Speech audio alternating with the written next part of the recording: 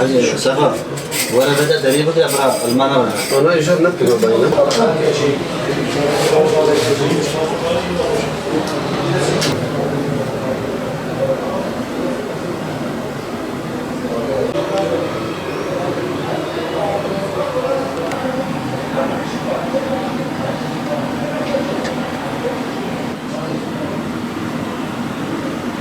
Tıklattır.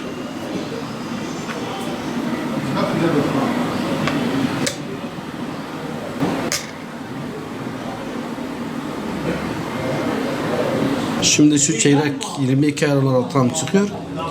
Şu da merdiven altı yapıldığı için bu 21 ayar çıkıyor. Ne Burada yapıyorsun? bir eksiklik var. Tabii böyle eksik gelenleri makaslıyoruz. Yani dönüşüm olmasın diye orada gidiyoruz. Şimdi sahte altın dönüyor ama sahte değil, düşük ayardır genelde. Öncelikle bunu bilelim. Sahte değil, düşük ayardır. Bunun da kuyumcunun ayırtması zor değil, zordur. Ayırt edemez. 21 ayarla 22 ayarla gözle ayırt edemez. Çünkü sonuç itibariyle altındır. Ama ne yapıyoruz? Bu cihazlar sayesinde artık güzel bir şekilde anlaşılıyor ve müşterilerin de böyle güvenlik kuyumculardan almasını tercih ediyoruz yani. Eskiden bunu ayar suyu vardı. Onu da yapıyorduk. Tabii o 21 ile 22 hiçbir zaman ayırt edemedi. Sadece 14'ü, 8'i, 21'i bu şekilde. 21 ile 22 bir tutuyor yani. Düşük ayar çeyreklerde var, yarımlarda var, tamlarda var, cumhuriyetlerde var. Yani biz şu ana kadar bunlara rast gelmişiz. Tabii artık topluyoruz. Yani gelen düşük ayarlı çeyrek olsa, yarım olsa, tam olsa bunları böyle kesip hurdaya gönderiyoruz biz bunları. Biz çeyrekte 500 TL kırım yapıyoruz.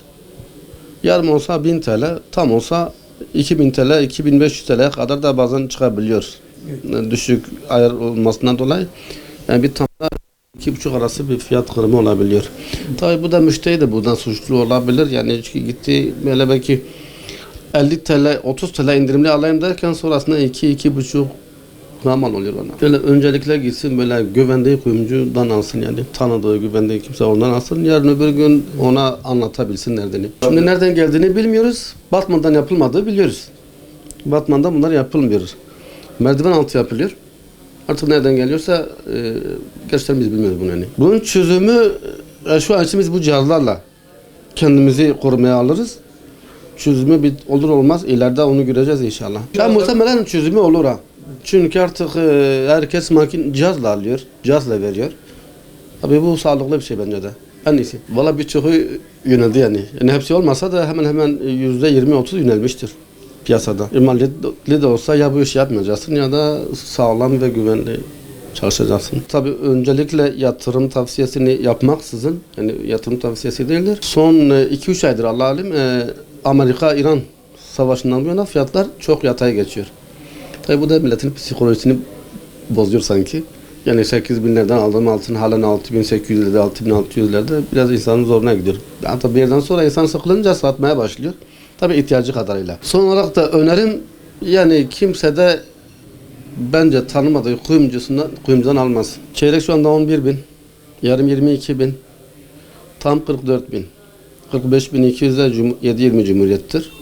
Altın gramı da 6.300 liradır şu anda. 22 ayarın. 6.780 TL de 24 ayar.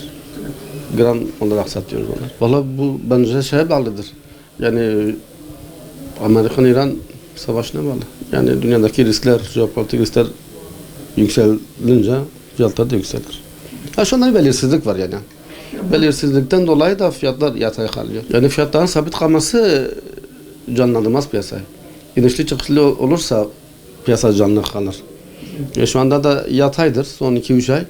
Milletin tabii büyük kesimlerin çoğu petrole yönelmiş şu anda. Bundan dolayı altında yatay geçiyor. Eskiye göre bu daha iyidir. Biz yeni cihaz aldık. Bu cihazın sayesinde biz tespit ediyoruz. Eskide öyle bir imkanımız yoktu. Mesela milim düşüyordu. Milim terzilat artıyordu. Tamamlıyorduk ama şimdi eğer düşürse nasıl anlayacaksın? Belli olmuyordu. Bu cihazın sayesinde elhamdülillah onu da test ettik.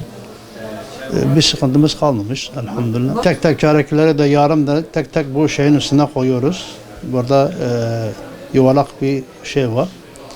Bu yuvarlakın üstüne bırakıyoruz. Mesela milimi düşürse orada belli ediyor. Biz burada test ediyoruz. Bunun sayesinde elhamdülillah rahatladık. Eksikse bir almıyoruz ya da düşük yarsa o 18 ise 18'e göre, 14 ise 14'e göre, 21 ise 21'e göre öyle o fiyattan alıyoruz. Bunun üstünde çarek, yarım, hatta Cumhuriyet, 24 ayar, paketli bunları üstüne dartı test ediyoruz. Tabii bizim için kolaylık oldu. Anacında zarar etmiyoruz. Eskide düşük çıkıyorsa da bilmiyorduk. Ancak testten geçen o zaman belli olurdu. Valla biz de mağdur olduk, vatandaş da mağdur olurdu. Şimdi ne vatandaş mağdur oluyor ama vatandaş almışsa zaten iyi mağdur olmuş. Yapacak bir şey yok.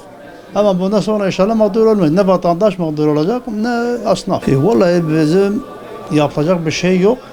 Ancak yetki kişiler bunu üstüne el atsa, üstünde dursa ancak o şekil hal olur. Biz yapılacak bir şey yok.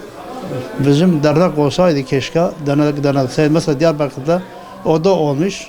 Onlar test ediyor. Yani esnaflarına sahip çıkıyor. Bizimki maalesef sıkıntımız var o konuda. Valla piyasa şu an çok durgun. İnan 2-3 aydır ya harcamızı çıkarmıyoruz. Gerçekten yani böyledir ha. Kararsızdır altın. Bir iniyor bir çıkıyor. Millet de kararsız alıyor. Acaba alayım mı almayayım? Alıyor bakıyor düşüyor ya da yükseliyor diyor annesi bekleyeyim. Eskiden çok 2-3 ay önce çok millet almış yüksek fiyattan almış. Bekliyor o seviye gelsin maalesef o seviye de gelmiyor.